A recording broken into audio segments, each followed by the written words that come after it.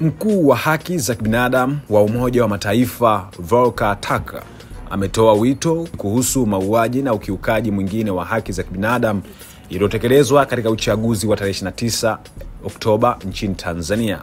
Taarifa zilizotolewa na ofisi ya haki za kibinadamu ya Umoja wa Mataifa kutoka vyanzo mbalimbali nchini Tanzania zinaonyesha kuwa mamia ya waandamanaji na watu wengine wameuawa na idadi isiyojulikana kujeruhiwa au kukamatwa.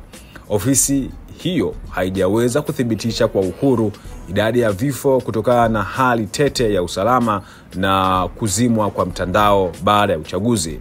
Na nukuu, ripoti za familia zinazohangaika kutafuta wapendwa wao kila mahali, wakitembelea kituo kimoja cha polisi baada ya kingine na mahospitali moja baada ya nyingine, ni za kusikitisha sana.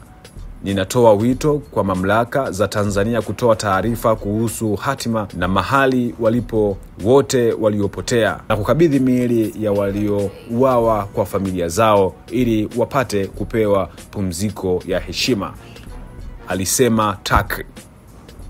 Kamishna mkuu wa haki za kibinadamu wa Umoja wa Mataifa amezitaka mamlaka za Tanzania kuchunguza tuhuma hizi nzito za kiukaji wa haki za kibinadamu kwa uwazi na kwa nia na kuwajibisha wote waliohusika.